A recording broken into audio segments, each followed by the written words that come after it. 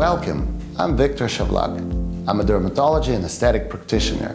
Today, I'd like to show you the basic application technique for PRX-T33. PRX-T33 can be the key to your success. It will make the difference in your practice and in your patients' lives, so make sure you can handle it properly. These are the things you will need. P solution, PRX-T33, cannulas, spatulas, dry skin cream, smoothing fluid, nitrile glove, syringes, bowl. So make sure you use the nitrile gloves, not the latex ones. You can see yourself the kind of effect you can achieve with this product: pore tightening, skin firming, fine wrinkle reduction, and an overall refreshed look. Start by taking a good look at the skin. See that there are no signs of dermatitis or other lesions. Assess the overall skin health and decide the plan of action. Know the safe areas and the unsafe ones. Prepare the skin with a P solution.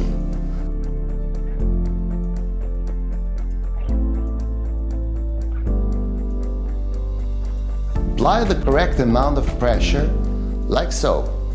Work on individual areas until you can see an improvement and feel that the tissue is plumper. 3 layers you should do. It is important to restore the hydrolipidic film at the end of the session using WiQo Nourishing Cream for dry skins.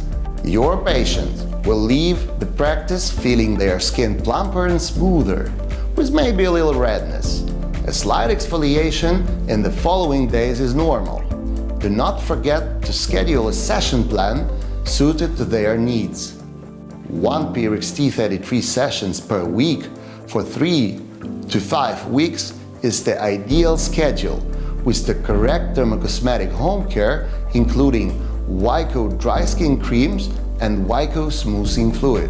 Today we've learned how to assess the skin before treatment, the correct application technique, the right home care. So stay tuned for more great content with us.